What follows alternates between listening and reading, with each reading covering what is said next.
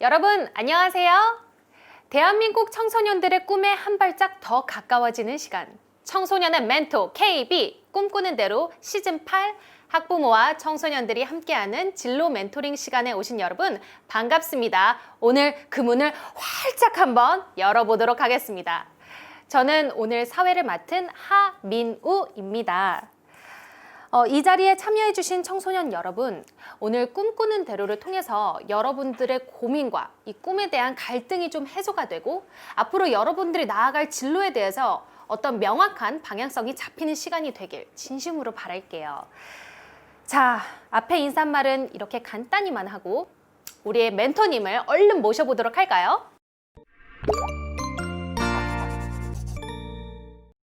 자, 그럼 그 주인공을 지금 바로 모셔보도록 하겠습니다. 자, 청소년의 멘토 KB 꿈꾸는 대로 상상 텃밭 반병현 멘토님 소개하겠습니다. 멘토님 안녕하세요. 안녕하세요. 네, 멘토님 반갑습니다. 안녕하세요. 반갑습니다, 여러분. 네. 반병현입니다.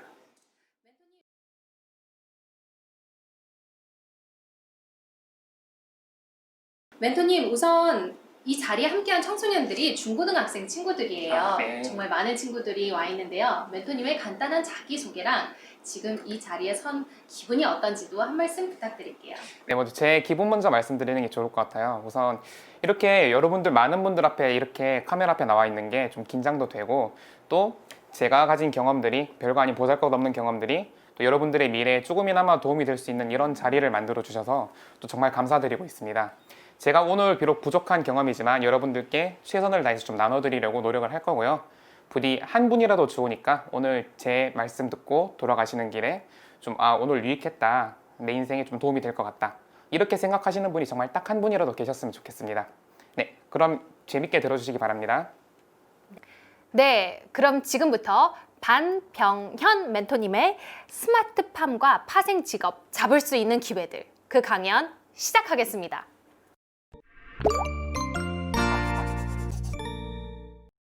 자, 오늘 와주신 여러분들, 지금부터 제 이야기를 시작할 텐데요. 오늘 주제는 스마트팜과 파생 직업, 그리고 잡을 수 있는 기회들입니다. 자, 오늘은 여러분들께 스마트팜이라는 산업이 어떻게 발전해 오면서 또 그동안 어떤 직업의 기회가 생겼고 사라졌고 그리고 앞으로는 어떤 기회들이 있을지를 간략하게 소개드리는 시간을 준비해 봤습니다. 자, 여러분 먼저 제 소개를 간단하게만 할게요. 제 이름은 반병현이고요. 상상 텃밭이라는 스타트업에서 CTO로 일하고 있습니다. 다시 갈게요. 회사에서 제 포지션은 경영에 참여하는 공학자라고 생각하시면 되겠습니다. 저는 회사에서 인공지능 관련된 기술들을 개발하고 있고 그리고 양액 복잡계 관련 기술들을 개발하고 있습니다. 그리고 청와대나 행정안전부 같은 다양한 정보기관이나 아니면 포항공대 같은 대학교에서 강연도 많이 했고요. 또 제가 취미가 글을 쓰는 거라서 책을 많이 쓰고 있습니다. 자, 제가 어디 가서 제 이야기를 할 때 항상 제 인생을 바꾼 이 한 접시의 샐러드 이야기를 빼놓을 수가 없습니다. 자, 때는 2016년 제가 대학원 생활을 하는 때로 돌아갑니다. 저는 당시 대학원에서 시스템 생물학 연구실에서 석사과정으로 연구를 하고 있었고 주로 암세포를 치료하는 방법이나 아니면 심장에 있는 관상동맥 협착증을 찾아내는 인공지능 이런 것들을 개발하고 있었습니다. 여러분들 보시면 아시겠지만 제가 살이 쪘거든요. 그래서 다이어트를 하고 싶어서 한동안 이렇게 밀가루나 고기를 멀리했던 적이 있어요. 그날도 어김없이 그 카이스탄에 있는 카페에서 샐러드를 사 먹고 있었는데 밀가루도 못 먹고 고기도 못 먹고 하니까 좀 짜증이 올라오는 거 있죠. 여러분들 뭔지 아시죠, 그거? 그래서 샐러드를 먹다가 괜히 샐러드한테 짜증나서 이렇게 맛도 없고 고기도 안 들어간 게 한 그릇에 5,000원, 6,000원이 말이 되냐? 왜 이렇게 비싼 걸 사람들이 사 먹을까? 채소를 사 먹는 사람들은 돈이 많은가? 이런 생각이 드는 거예요. 그래서 그 사람들을 대상으로 장사를 하면 돈을 많이 벌 것 같아서 좀 이쪽으로 사업을 해보면 어떨까? 이런 아이디어들을 좀 만들어냈습니다. 근데 이거를 가지고 또 친구들한테 이야기를 해보니까 괜찮은 것 같대요. 그래서 이 아이디어가 괜찮다고 생각하던 친구들이 모여서 같이 카이스탄에 있는 창업 공모전에 나갔습니다. 나갔더니 거기 대회에서 또 반응이 괜찮은 거예요. 정말로 이걸로 사업을 하면은 당신들 괜찮게 될 것 같다, 이렇게 멘토들이 평가를 해주시니까 또 용기가 생겨서 저희는 상상 텃밭은 이런 농업과 관련된 테마로 아이템을 잡고 또 기술을 개발하고 또 이렇게 사업을 시작하게 되었습니다. 그게 2017년이었어요. 그래서 올해로 회사가 세도를 맞아서 4살이 되었습니다. 자, 당시에 저는 전문 분야가 이제 시스템 생물학이라는 복잡계를 다루는 기술이랑 또 인공지능 쪽이었어요. 그래서 저는 고민을 많이 했습니다. 인공지능을 활용해서 농사를 하긴 해야겠는데 어떤 구조를 만들어야 인공지능으로 농사를 짓기 편할까? 그래서 AI로 농사 짓기 가장 좋은 구조가 뭘까? 여기 고민을 많이 하고 또 다른 나라 업체들은 어떤 형태의 스마트팜을 만들고 있는지 좀 공부를 많이 했습니다. 지금 슬라이드에 보이는 그림이 그때 저희가 그 공모전 단계에서 그 해외 사례들을 보면서 대충 그렸던 설계도예요. 그래서 저런 식으로 선반을 쌓은 뒤에 그 선반 안에서 식물을 기르면 인공지능이 통제하기가 좋을 것 같더라고요. 좁은 환경에서 대량의 작물을 기를 수 있기 때문이죠. 그래서 저런 기계 설계가 완료된 뒤에는 또 인공지능 기술을 개발했습니다. 지금 화면에 보이는 거 되게 어려운 글자들이 많죠. 저게 그때 공모전 당시에 제가 만들었던 인공지능 기술이에요. 보시면은 뭐 비선형 복잡계를 제어하는 인공지능 이런 식으로 되어 있는데 한마디로 요약을 하자면 그 알파고가 바둑을 학습했던 것과 같은 알고리즘인 강화학습이라는 알고리즘을 활용해서 인공지능한테 이 스마트 농장, 스마트 시설을 제어하는 방법을 학습시킨 거예요. 그래서 예를 들면 기존에는 뭐 스마트팜 안에 온도가 높으면은 에어컨을 틀고 또 에어컨이 틀면은 찬바람이 나오면서 또 결로가 생기면서 습도가 떨어지죠. 그럼 작물들이 자라기에 적합한 습도를 만들기 위해서 또 가습기를 같이 틀어주고 이게 가습기와 에어컨을 동시에 트는 식으로 이렇게 좀 비효율적인 제어를 하는 것도 있었는데요. 사람 같으면 어떻게 제어를 할 수 있을까요? 사람 같으면은 일단 시설 내 온도가 많이 높을 때 시설 바깥의 온도랑 내부 온도를 비교할 수 있겠죠. 지금 창문만 열어도 온도 내려갈 것 같은데 라고 생각이 들면 굳이 에어컨을 틀지 않고 창문만 열어도 온도를 떨어뜨리는 판단을 사람은 할 수 있습니다. 그런 불필요한 전기 소모를 하지 않고 좀 최적의 환경을 만들 수 있는 제어 알고리즘을 인공지능으로 개발을 했고요. 자, 여기까지 하드웨어 어떻게 만들지 계획 세웠고 또 저희가 사용할 소프트웨어 인공지능까지 대충 윤곽이 잡혔죠. 이 상태로 저희는 또 사업을 준비를 시작했습니다. 저희가 처음으로 만들었던 스마트팜은 이런 형태예요. 이건 한 층만 찍어 온 건데 이렇게 바닥에 관이 있고 관에 식물들을 집어넣고 관 안에다가 물을 흘려줘요. 저희는 흙을 전혀 사용하지 않고 물만 사용하는 수경재배 기법으로 이렇게 식물을 기르는 시설을 만들었습니다. 지금 눈에 보이시는 것처럼 생긴 선반이 4층으로 구성되어 있어요. 그렇게 하면은 이제 60평 정도 비닐하우스에서 최소 12,000포기 정도를 재배할 수 있습니다. 좁은 땅을 효율적으로 쓸 수 있기 때문에 괜찮은 아이템이 나왔죠. 이걸 가지고 저희는 또 회사를 꾸려가고 있고요. 또 최근에 또 설치한 모델은 이렇게 생겼습니다. 이거는 춘천 바이오산업진흥원에 설치한 대마재배 시스템인데요. 앞서 보여드린 거랑은 좀 생긴 게 다르죠. 채소 같은 경우는 이렇게 바닥에 단순히 물만 흘려줘도 잘 자라는데 뭐 약용작물, 특용작물 혹은 이제 고부가 가치 작물 같은 경우는 조금 더 세심한 환경 제어가 필요하기 때문에 이 화면과 같이 또 그 작물에 어울리는 그런 설비도 개발해서 판매도 하고 있습니다. 저희는 초기에 좀 기기 설계에 대한 초안과 인공지능 기술 이렇게 어떻게 보면 소프트웨어적인 것만 가지고 시작을 해서 점점 더 하드웨어 쪽을 시간을 들이면서 개선해 나가는 그런 식으로 지금 사업을 하고 있다고 생각해 주시면 될 것 같아요. 자, 그럼 여러분 이 사진만 보면 어떤 스마트팜을 만드는데 어떤 직업들이 유망할지 혹시 감이 좀 오시나요? 자, 먼저 화면에 있는 이런 앱, 소프트웨어를 만드는 분들께서도 기회를 가져갈 수 있을 것 같고요. 기계 같은 걸 설계하시는 분들도 좀 기회가 있을 것 같고 그 시스템을 전반적으로 가동하는 원천 기술을 개발하시는 분들께도 괜찮은 기회들이 있을 것 같죠. 지금부터는 조금 더 상세하게 저랑 같이 들여다보겠습니다. 자, 여러분 첨단 기술이라는 단어를 들으면 뭐가 떠오르시나요? 저는 떠오르는 대로 좀 나열을 해보자면 가장 먼저 인공지능이 떠오르고요. 그 다음은 블록체인, 그리고 IoT, 사물인터넷, 나노기술, 로봇공학, 드론 이 정도가 저는 떠오릅니다. 여러분들 요즘 이런 거 학교에서도 많이 배우고 텔레비전에서도 많이 나오니까 잘 알고 계실 거라고 생각을 해요. 실제로 이런 첨단 기술들은 현재 모두 농업에 활용되고 있는데요. 자, 그럼 지금부터 도대체 어떻게 이런 첨단 기술들이 농업까지 들어가게 되었는지 한번 그 과정을 같이 살펴보면 좋을 것 같아요. 자, 이거 제가 나름대로 정리한 농업 자동화의 구분입니다.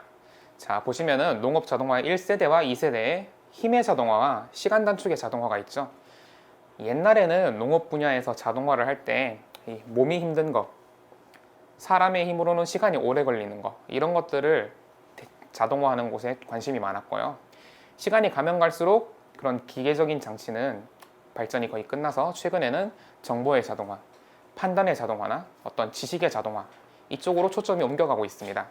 지금부터 저랑 같이 1세대, 2세대, 3세대, 4세대 자동화를 조금씩 살펴보겠습니다. 자, 1세대 자동화예요, 여러분. 화면에 소가 있죠? 1세대 자동화는 인간의 힘을 대신할 수 있는 어떤 자동화입니다. 우리가 소를 활용하게 되면서 사람의 힘으로는 할 수 없는 그런 일들을 하게 되었죠. 그래서 1세대 자동화는 인체의 내구도와 근력의 한계를 극복하기 위한 방향으로 자동화를 했습니다. 단순한 도구의 사용도 있을 거고요. 맨손으로 풀을 채집하면 손에 피가 날 수 있으니까 뭐 낫을 사용한다거나 반달돌 칼을 쓴다거나 이런 것도 어떻게 보면은 고대의 스마트 농업의 일종이다라고 생각하시면 될 것 같아요. 자, 인체의 내구도와 근력의 한계를 극복하는데 많은 노력이 필요했던 시대에는 도구를 잘 만드는 사람에게 기회가 많이 돌아갔습니다. 예를 들면 쟁기를 기가 막히게 만드는 김서방, 아니면은 뭐 삽을 되게 예쁘게 만드는 박서방, 이런 사람들이 농사에 있어서 되게 중요한 포지션을 차지하고 있었죠. 자, 여러분 지금부터 여러분들께서 잘 살펴봐야 될 게 그 어떤 산업을 주도하는 기회가 누구한테 돌아가는지를 잘 살펴보셔야 돼요. 자, 네, 2세대 자동화로 넘어가 보죠. 2세대 자동화는 시간 단축에 초점을 맞춥니다. 화면에 보이는 저 기계는 콤바인이라는 기계인데요. 사람이 혼자서 하면은 정말 며칠이 걸릴지도 모르는 일을 저 기계 한 대만 있으면 하루 만에도 끝낼 수 있어요. 2세대 자동화의 핵심은 작업 속도 향상입니다. 자, 여러분, 작업 속도는 결국 생산량과 생산 비용으로 이어지거든요. 자, 똑같이 우리 집 마당에 있는 쌀을 수확한다고 생각을 해요. 같은 면적에 같은 양의 벼가 심겨 있는데 이거를 혼자서 낫을 들고 하면은 며칠이 걸릴지도 몰라요. 일주일 넘게 걸릴지도 몰라요. 하지만 적당한 농기계를 쓰면은 오전 만에 끝나고 점심때 이제 쉴 수도 있겠죠. 그래서 2세대 자동화에서는 어떻게 하면은 똑같은 일을 하더라도 더 빨리 하고 더 적은 사람을 투입해서 할 수 있는지 이쪽으로 초점이 많이 맞춰져 있습니다. 그래서 요즘 스마트팜, 스마트 농업 하면은 노동력의 감소를 주로 이야기하시는데 사실 그 노동력의 감소는 예전부터 우리가 해결하고 싶었던 문제일 뿐이다. 이렇게 생각하셔도 좋을 것 같고요.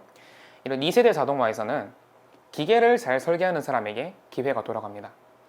아무래도 농기계 혹은 저런 자동차처럼 커다란 장비들을 활용하는 농사가 많이 일어나기 때문이죠. 자, 첫 번째는 우리가 도구를 잘 만드는 사람에게 기회가 돌아가는 걸 확인했고 2세대에서는 기계를 잘 설계하는 사람에게 기회가 돌아가는 걸 확인했어요. 자, 지금부터 3세대 자동화와 4세대 자동화를 만나볼 건데요. 3세대 자동화는 지금 현재 2020년 현재 대한민국에 이제 시작되고 있고 어느 정도 자리를 잡아가는 농업 자동화입니다. 자, 3세대 자동화예요. 3세대 자동화에서는 농경 지식과 노하우의 자동화의 영역으로 넘어갑니다. 자, 뒤에 보시면 책들이 많이 보이시죠? 우리 책 속에는 지식들이 있고 이 지식들을 자동으로 혹은 편하게 온라인으로 전달해주는 서비스가 인터넷이죠. 인터넷의 발달로 인해서 되게 많은 분야에서 어떤 지식 습득의 난이도가 내려갔지만 농업은 딱히 그렇게 지식 습득의 난이도가 크게 내려가진 않았습니다. 왜냐하면 농경 지식은 오픈소스와는 반대예요. 소프트웨어 분야에서는 자기가 개발한 신기술을 앞다투어서 먼저 세상에 발표하려고 노력하거든요. 똑같은 기술도 내가 제일 먼저 발명했어 라는 게 굉장히 큰 명예가 되기 때문입니다. 그런데 농업 분야는 조금 달라요. 내가 내 돈과 시간을 써서 알아낸 걸 남들에게 알려주는 걸 되게 손해라고 생각하는 분들이 많습니다. 이건 제가 예전에 교육을 가서 있었던 일인데 딸기 교육을 받고 있었거든요. 그런데 어떤 분께서 손을 들고 질문을 하셨어요. 아, 우리 밭에 어떤 비료를 줬더니 딸기들이 시들시들해지더니 죽더라. 교수님, 이럴 땐 어떻게 하면 좋을까요? 교수님께서 이렇게 말씀하셨습니다. 그럼 일단 그 비료의 이름을 좀 알려주시죠. 다른 분들도 그 비료는 피해갈 수 있게요. 근데 그분이 끝까지 그 비료 이름을 말씀을 안 해주셨어요. 본인이 원하는 대답을 얻을 수 없었음에도 불구하고 그걸 숨기는데 더 우선시했죠. 제가 생각하기엔 이게 어떻게 보면 농업의 발달이 느린 근본적인 원인이 아닐까 싶어요. 그 교육에 들어오신 대여섯 명 그분들께 조금 도움을 덜 드린다고 해서 내가 잘 되는 건 아니잖아요. 근데 내가 돈과 시간을 들여서 만든 경험은 너무나도 소중한 거라서 나만 간직해야 돼라고 생각하는 분들이 많은 산업은 발전이 느릴 수밖에 없습니다. 그래서 IT 분야의 오픈소스 진영과는 되게 반대되는 부분이 많기 때문에 지금까지도 농사는 뭐 부모님과 함께 농사를 지으면서 배워야 된다. 뭐 어릴 때부터 하다 보면은 뭐 결혼할 때쯤 되면 내가 농사 잘 짓는다. 이렇게 생각하는 분들이 많습니다. 저는 이거가 되게 문제가 있다고 생각을 해요. 이렇게 진입장벽이 높으면은 많은 분들이 농업에 참여할 수 없잖아요. 그래서 이런 지식들을 많은 사람들에게 편하고 빠르게 전달하고 싶은 사람들이 있어요. 그분들이 참여하고 만들고 계시는 그런 자동화가 3세대 자동화, 어떤 지식과 노하우의 자동화입니다. 그래서 뭐 정부에서 만든 이런 사이트도 있어요. 농사로라는 사이트인데 이 사이트 들어가 보시면은 뭐 작물들 기술 정보라고 해가지고 내가 키우고 싶은 작물을 검색하면 그 작물을 키우는 방법이 짜라락 나옵니다. 어떻게 보면 이제 대한민국 정부에서 농경 지식과 노하우의 자동화를 위해서 첫 발을 뗀 거라고 생각할 수 있는데요. 이런 서비스들이 많아지면 부모님께 배우던 지식이 아니라 이제 검색해서 얻을 수 있는, 원래라면 수십 년 동안 농사를 해서 얻었어야 되는 노하우가 한 대여섯 시간의 검색으로 혹은 그런 지식이 이미 탑재되어 있는 인공지능 스마트팜의 형태로 나타날 수도 있겠죠. 그래서 3세대 자동화 시대에서 기회를 잘 잡을 수 있는 사람들은 정보를 잘 활용하는 사람입니다. 내가 정보를 잘 검색하고 확보하는 것뿐만 아니라 내가 확보한 정보를 잘 가공해서 잘 판매할 수 있는 사람. IT 서비스 자체가 정보기술이라는 뜻인데 그 정보를 정말 기술적으로 잘 가공해서 좋은 제품으로 만들어서 많은 사람들에게 전달할 수 있고 또 파급력을 일으켜서 이 정보를 기반으로 세상을 더 살기 좋게 바꿀 수 있는 그런 능력을 가진 사람이 지금 현재 2020년에는 또 큰 기회를 가질 수 있는 것 같습니다. 자, 마지막 4세대 자동화예요. 4세대 자동화는 판단과 예측의 자동화입니다. 어떤 판단이나 예측 같은 경우는 통찰력을 필요로 하는 일이죠. 그래서 보통 우리가 통찰력이라는 걸 가지려면 꽤나 오랜 시간 동안 전문성을 가지고 어떤 일을 꾸준히 해야 된다고 생각을 하는데요. 그런 기대가 최근에 박살난 적이 있었죠. 2016년에 알파고. 평생 동안 바둑을 둔 세계 챔피언보다 인공지능이 판단력이 더 좋았다는 걸 우리는 확인했어요. 점점 이런 판단과 예측의 영역은 인공지능이 사람보다 더 앞서 나가고 있기 때문에 어떻게 보면 그런 판단과 예측을 인공지능이 하도록 대신 시켜두고 우리는 그동안 다른 일을 하는데 시간을 쓰는 게 더 현명할 수도 있습니다. 그런 생각에서 인공지능을 탑재한 그런 스마트 농업 시스템을 개발하는 분들이 많이 있어요. 또 판단과 예측의 자동화가 어느 정도 수준까지 왔냐면요. 그 전 세계에서 토마토를 기르는 대회가 있습니다. 그 대회에서는 일단 사람 팀이 한 팀 출전해요. 그 팀은 그 토마토를 정말 잘 기른다고 알려져 있는 그 토마토 장인들입니다. 그분들이 재배를 하고 똑같은 환경에서 7개의 나라에서 찾아온 그 인공지능 농부팀들이 농사를 짓습니다. 처음에는 이 대회 목적이 아마 사람보다 뛰어난 인공지능을 발굴해 볼까? 뭐 이런 목적이었겠죠. 그런데 2020년 대회에서는 사람보다 농사를 못 지은 인공지능이 단 하나도 없었습니다. 지금 기술 발전의 속도가 굉장히 눈부시기 때문에 이미 농사를 하는 데 있어서 필요한 판단력도 인공지능이 사람보다 훨씬 뛰어나거든요. 그러면은 지금까지와는 달리 그런 농사에 필요한 판단력을 기르기 위해서 수십 년의 시간을 투자할 필요는 점점 더 사라질 것이고 가면 갈수록 새로운 기회들이 열릴 겁니다. 그래서 이런 판단과 예측의 자동화에서는 크게 세 가지 분야에서 큰 기회가 있다고 생각을 해요. 첫 번째로 원천 기술을 연구하는 과학자들에게 또 기회가 있을 것 같습니다. 여기서 말하는 원천 기술은 어떤 인공지능 알고리즘을 개발하거나 그런 인공지능을 더 효과적으로 쓸 수 있는 새로운 기계 장치를 발명하는 일, 이런 것들이 포함될 수 있고요. 또 제품 개발 분야에도 굉장히 많은 기회가 있을 거예요. IT 기술이라는 건 한 달만 지나도 새로운 기술이 나오는 분야거든요. 그래서 하루가 다르게 스마트팜에 쓸 수 있는 최신 기술들은 계속해서 쏟아져 나올 거고요. 그거를 빠르게 캐치해서 제품으로 개발할 수 있는 그런 능력을 가진 사람이 또 커다란 기회를 잡을 거예요. 그리고 마지막으로 비즈니스를 기획할 수 있는 능력을 가진 사람도 커다란 기회가 있을 것 같은데요. 원천 기술은 계속해서 쏟아질 거고 새로운 제품도 계속해서 누군가가 돈과 시간을 들여서 만들 거예요. 그럼 결과적으로 그 제품들을 활용해서 판매를 하고 마케팅을 하고 사업을 풀어가는 사람의 역량이 또 중요해지겠죠. 그러니까 새로운 산업이 열릴 거기 때문에 이렇게 원천 기술 연구, 제품 개발, 비즈니스 기획 영역에서 많은 직업들이 생기고 또 많은 기회가 생길 거라고 저는 전망하고 있습니다. 자, 여러분 되게 거창하게 소개를 드린 것 같은데요. 뭐 1세대, 2세대, 3세대, 4세대니. 그런데 우리 한번 다시 본질로 돌아가 봅시다. 스마트팜의 본질은 도구예요. 농사를 잘 짓기 위해 쓰는 도구일 뿐이고요. 그 도구라는 측면에서는 저는 돌도끼랑 카테고리가 같다고 또 봐도 될 것 같거든요. 자, 그럼 이제 스마트팜은 도구다라는 측면에서 또 어떤 기회가 생길 수 있는지 같이 살펴볼게요. 자, 먼저 도구를 사용하는 사람이 있겠죠. 스마트팜이라는 도구를 사용해서 직접 농사를 짓는 분들이 계실 겁니다. 요즘 들어서 이제 스마트팜을 활용해서 농사 짓는 분들이 많이 생기고 있는데 그런 분들이 이런 스마트팜이라는 도구를 사용하는 사람이라고 볼 수 있겠죠. 이분들은 뭐 노동력의 감소나 생산량의 증대 혹은 남들은 못 기르는 작물을 나는 잘 기를 수 있거나 이런 장점들을 누리면서 또 시장에서 새로운 기회를 잡으실 수 있을 거고요. 두 번째로 도구를 제작하는 사람도 좋은 기회를 가져갈 것 같습니다. 훌륭한 기술이 있어도 그거를 만들어서 눈에 보이는 도구로 다듬는 과정은 필요하잖아요. 그래서 남들보다 더 뛰어난 기계를 설계할 수 있거나 또 남들보다 더 뛰어난 전자회로를 설계할 수 있는 사람, 그런 분들께도 또 새로운 기회가 있을 거라고 생각을 하고, 마지막으로 또 도구에 활용되는 기술 자체를 연구하고 새로운 신기술을 만드는 혹은 발명하는 그런 분들께도 많은 기회가 있을 거예요. 그래서 결론적으로 말씀드리자면 스마트팜은 도구고요. 그 도구의 형태나 기능은 농업이 시대가 바뀌면서 계속해서 색다른 기능이 추가되고 새로운 장치가 등장하고 새로운 용어가 등장하고 있을 뿐입니다. 그래서 결론적으로 스마트 농업, 스마트팜 분야에서 그런 산업에서 어떤 기회가 있을지는 앞서 보여드린 대로 도구를 사용하는 사람, 그리고 도구를 제작하는 사람, 도구에 들어가는 기술을 연구하는 사람, 이렇게 크게 세 분야로 나눠질 거라고 생각을 합니다. 여러분들께서도 관심사가 다양할 거예요. 그래서 경영학과를 가서 훌륭한 기업가가 되는 게 꿈인 분들도 계실 거고, 혹은 공대를 가서 훌륭한 엔지니어가 되는 게 꿈인 분들도 있을 거고, 농대를 가거나 아니면 정말로 농사를 짓고 계신 분들도 계시겠죠. 그래서 여러분들이 어떤 백그라운드를 가지고 계시건 간에 좀 융합기술이라는 측면에서 여러분들이 가진 전문성을 얼마든지 농업이라는 분야에 활용할 수 있을 거라고 생각을 합니다. 네, 그럼 여러분 지금까지 강의 들어주시느라 정말 고생 많으셨고요.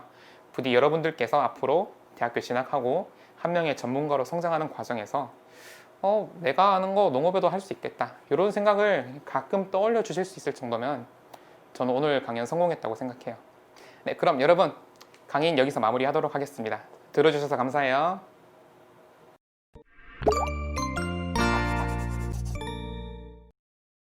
네, 열심히 강의해주신 우리 반병현 멘토님 다시 한번 진심으로 감사합니다.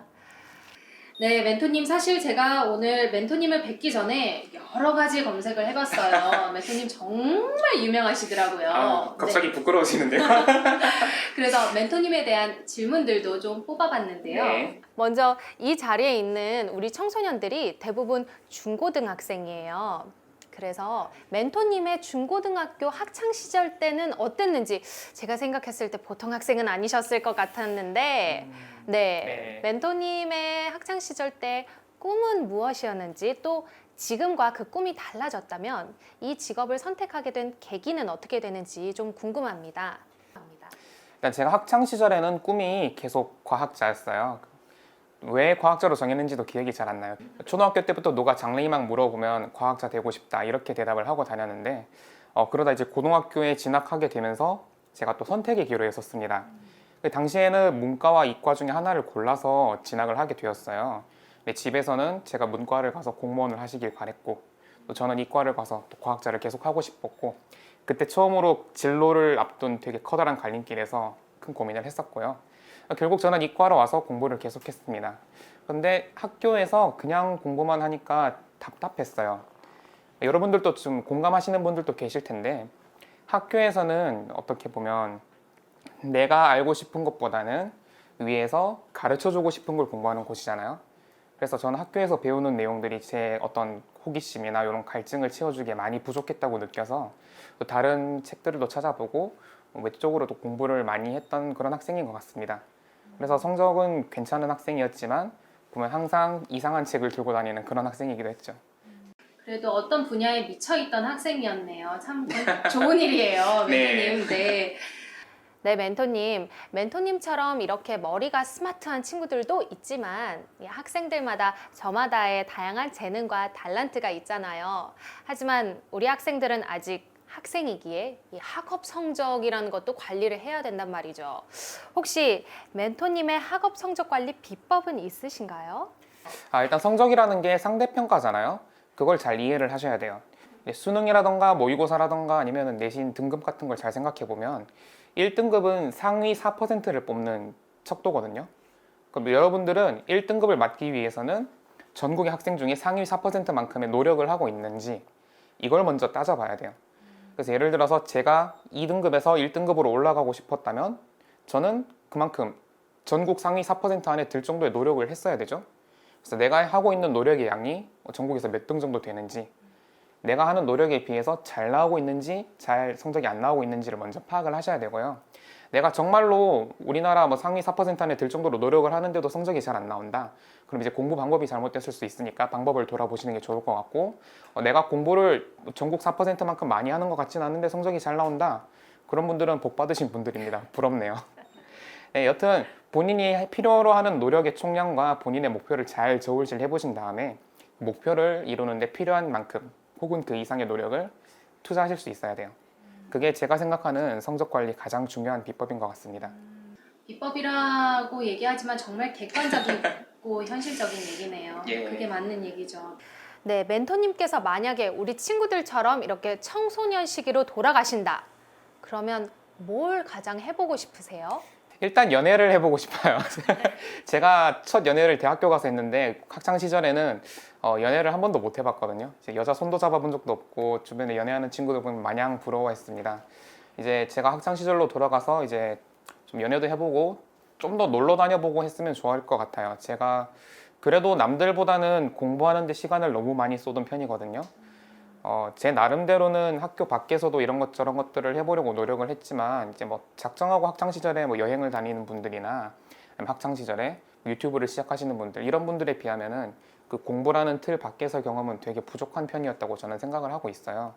제가 만약에 그때로 돌아간다면 물론 성적 관리에 지장이 안 가는 선에서 좀 다양한 경험들을 해보면 좋았지 않았을까 이런 생각들을 하고 있습니다. 네, 멘토님의 일상이 굉장히 궁금합니다. 아니, 시간을 너무 잘 쓰실 것도 같지만 굉장히 바쁘실 것도 같아요. 멘토님, 혹시 우리 친구들에게 시간을 어떻게 하면 좀 지혜롭게 관리할 수 있는지 그런 비법 같은 게 있을까요? 일단 쉴 때 치열하게 쉬어야 돼요. 이제 제가 예전에 대학원 있을 때 대학원의 슬로건이 연구는 치열하게, 일상은 즐겁게 였거든요. 제가 교수님 저거 반대로 됐습니다. 연구는 즐겁게, 일상은 치열하게로 바꿔야 맞는 말인 것 같습니다 라고 말씀을 드렸어요. 이게 무슨 뜻이냐면 이렇게 일상에서 한 사람이 하루 동안 지탱할 수 있는 일의 양이 정해져 있습니다. 본인이 견딜 수 있는 일, 그리고 본인이 견딜 수 있는 그런 업무 시간, 자기 개발 시간이 한계가 있을 텐데 그 한계선 안에서 본인을 어디까지 쓸 수 있는지를 잘 알아야 돼요. 예를 들어서 저 같으면 출근해서 퇴근할 때까지 열심히 일을 할 수 있고요. 퇴근 후에도 이제 한두 시간 정도는 책을 읽거나 글을 써도 집중력이 유지가 되는 그 정도의 내구력을 갖고 있어요. 그럼 저라는 사람이 계속해서 최선의 퍼포먼스를 내려면 일할 때 쓸 수 있는 시간만큼은 최대한 치열하게 일을 하고 그 외의 시간에는 정말 치열하게 정말 노력을 해서 최선을 다해서 쉬어줘야 됩니다. 그래서 일과 쉬는 시간을 잘 구분하고 그 일상, 휴식과 일상에서 찾아오는 그 리프레시 이거를 굉장히 치열하게 잘 잡으셔야 돼요. 그래야 내가 항상 최대의 퍼포먼스를 낼 수 있으니까요. 치열하게 멘탈과 체력 회복에 투자를 하셔야 된다. 이렇게 말씀드리고 싶네요. 네, 아주 쪽집게 같은 답변 감사합니다. 멘토님, 이건 좀 재밌는 질문인데요. 네. 멘토님을 제가 찾아보니까 초등학교 5학년 때부터 글쓰기를 하셨어요. 심지어 소설 연재를 하셨고 그걸 방학 숙제로 내셨더라고요. 네, 맞습니다. 네, 제가 뒷조사를 좀 했죠. 그래서 멘토님은 평소에 어떤 취미 활동을 하시는지 보니까 글 쓰는 엔지니어로도 활동하고 계시는데 평소에 글쓰기나 좀 사색하는 걸 좋아하시는 편인가요? 저는 저랑 대화하는 걸 좋아하거든요. 그래서 어떻게 보면 글쓰기를 좋아한다기보다는 제 자신과 대화를 나누고 그걸 기록으로 남기는 걸 좋아하는 것 같아요. 그래서 최근에는 유튜브 같은 거 찍으면서 영상도 남기고 있고, 저는 이제 제 자신과 대화를 나누다 보면 그런 생각이 들 때가 있어요. 아, 지금 내 머릿속에 있는 생각들, 내가 했던 경험들은 잊혀져서 사라지지 않나? 나만 아는 거니까. 그래서 이게 너무 아까운 거예요. 내 역사가 이제 잊혀져서 사라진다는 게 너무 아까워서 어릴 때부터 이제 좀 일기를 쓰듯이 수필을 좀 쓰는 습관이 생겼어요. 내가 글로 써서 내가 있었던 일을 보존하면 이거는 사라지지 않은 역사가 되니까.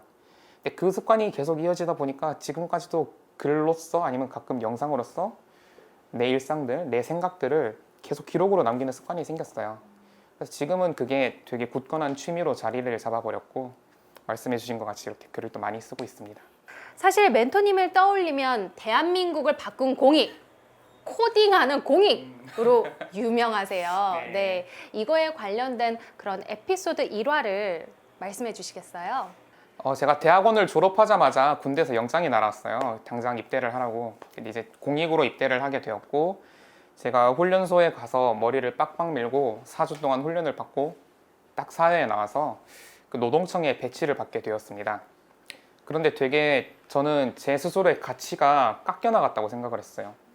사회에서는 카이스트에서 인공지능으로 석사를 딴 사람, 되게 여러분들 생각하기에도 연봉도 괜찮을 것 같고 대접도 괜찮을 것 같죠. 그런데 제가 공익을 하는 2년 동안은 연봉 300만 원짜리 그냥 청소부였거든요. 내 사람으로서 지금까지 공부하고 노력으로 쌓아온 가치가 한순간에 이렇게 몰락하는 기분이 들어서 참을 수가 없었어요. 그래서 또 제가 잘하는 거 있죠. 제 역사를 기록으로 남기기. 그래서 제가 노동청에서 했던 일들을 일기처럼 수필을 썼는데 그중에서 코딩이랑 관련된 에피소드들이 몇 개 있었어요. 그것들을 블로그에 써서 올렸고 그게 좀 화제가 되면서 그런 코딩하는 공익 뭐 아니면은 좀 그런 말씀해주신 거창한 뭐 세상을 바꾼 공익 이런 별명들이 좀 생겨나게 되었습니다. 그래서 뭐 코딩으로 노동청 안에 있는 업무를 자동화하기 시작했는데 그거를 보고 뭐 고용노동부에서도 연락 오고 청와대에서도 연락 오고 이렇게 계속 높으신 분들이 관심을 주다 보니까 이슈가 된 것도 있고요.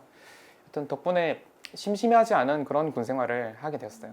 네, 멘토님. 그래도 어렸을 때 그 습관이 이렇게 사람의 인생을 변화시킬 수 있네요. 네, 그렇죠. 멘토님께서 현재 하고 계시는 분야뿐만 아니라 더 도전해보고 싶은 분야도 있는지 궁금합니다. 일단 저는 100만 유튜버가 되는 게 꿈이에요. 좀 엉뚱하게 들릴 수도 있는데 그 아까 말씀드렸다시피 저는 제 자신을 기록으로 남기는 걸 선호하는 사람이다 보니까 그 기록으로 남기는 다시 할게요. 아까도 말씀드렸다시피 저는 제 자신을 기록으로 남기는 걸 좋아하는 사람이다 보니까 이왕이면은 제가 남긴 기록을 또 많은 사람들께서 보고 공감해 주셨으면 하거든요. 그래서 요즘 처음에는 이제 블로그에서 글을 쓰는 걸로 시작을 했지만 또 요즘은 아무래도 영상이 대세 아니겠습니까? 그래서 제가 만약에 100만 유튜버가 된다면 좀 더 많은 사람들에게 내 이야기를 들려줄 수 있지 않을까 이런 생각을 하고 있어요. 그래서 지금은 막연하지만 그냥 자려고 누웠을 때 이제 이불 덮고 누웠을 때 내가 100만 유튜버가 되면 좋겠다 이런 생각을 하면서 웃으면서 잠들곤 합니다. 네, 100만 유튜버 빨리 되실 것 같으니까 공약도 한번 생각해 보시기를 기대할게요. 네, 마지막 질문입니다. 미래 사회의 주인공인 우리 후배들에게 선배로서 어떤 현실적인 조언을 한마디 해주신다면 뭐가 있을까요? 일단은 요즘 저는 주변 사람들한테 이런 이야기를 하고 다녀요. 야, 요새는 뭐 카이스트 졸업장보다 유튜브 골드 버튼, 실버 버튼 이런 게 더 값진 거 아니냐? 제가 우스갯소리로 하는 이야기인데 그 어떻게 보면 또 전혀 틀린 말은 아니라고 생각을 하거든요. 예전에는 그런 대학교 졸업장이라는 게 어느 정도 생활의 안정을 보장해 줬다 보니까 그렇게 공부로서 맺을 수 있는 결실들이 높은 평가를 받았다면 요즘은 가면 갈수록 컨텐츠의 힘이 강해지고 있고 또 컨텐츠 소모 속도도 빨라지다 보니까 그런 인플루언서가 되는 게 되려 사회에서 큰 영향력을 발휘할 수 있는 경우도 있어요. 그래서 앞으로의 여러분들이 자라서 마주할 그 사회는 또 어떤 모습으로 바뀌어 있을지 모릅니다. 그러니까 항상 열려있는 마음으로 여러분들이 잡을 수 있는 기회를 최대한 잡으셨으면 좋겠고요. 그래서 지금 만약에 여러분들께서 성적이 잘 나온다 그럼 그 성적이란 기회를 놓치지 말고 잡으시고요. 아니면은 여러분께서 나는 학생이지만 영상을 잘 만들어. 그러시면 또 그 재능을 놓치지 말고 또 기회를 잡으셨으면 좋겠고, 또 앞으로도 여러분들께서 대학교 들어가고 대학교 졸업하고 하다 보면 또 잡을 수 있는 기회들이 올 거예요. 그거를 망설이지 않고 잡는 분들로 좀 자라나셨으면 좋겠습니다.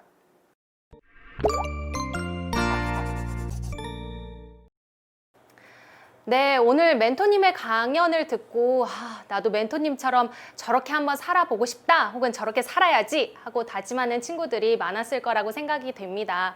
오늘 어떻게 뜻깊은 시간이 되셨죠?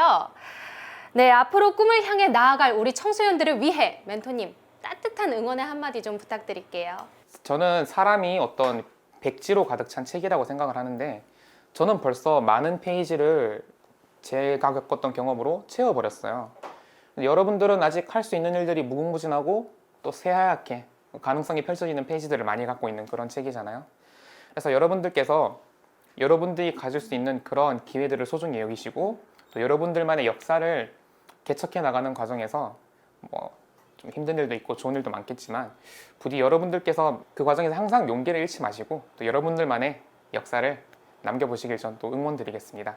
그렇게 오늘 이 자리에 오셔서 이런 영상들 찾아보시는 것만으로도 여러분들은 벌써 그런 밝은 미래를 위해서 첫 발을 내디딘 게 아닌가, 이런 생각도 듭니다. 하여튼 여러분들께서 좋은 기회를 잘 만나시고 또 능력을 잘 발전시켜서 훌륭한 사람으로 자라나시기를 저는 진심으로 응원합니다. 좋은 강연으로 함께 해주신 우리 반병현 멘토님께 다시 한번 감사의 박수 부탁드립니다.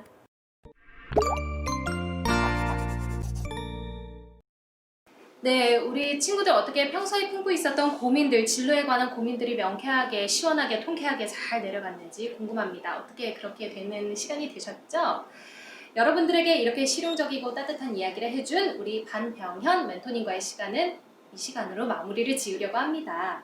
앞으로 남은 기간에도 특별한 강의로 여러분들을 찾을 예정이니까 여러분 놓치지 마세요. 자, 마지막까지 함께해준 상상특파 반병현 이사님, 그리고 함께해준 모든 친구 여러분들한테 감사의 인사를 드리며, 여러분들이 말하는 대로, 생각하는 대로, 꿈꾸는 대로 그 모든 일들이 이루어지길 간절히 바라겠습니다. 꿈꾸는 대로는 앞으로도 청소년 여러분들의 다양한 꿈을 응원하겠습니다. 여러분 감사합니다. 안녕!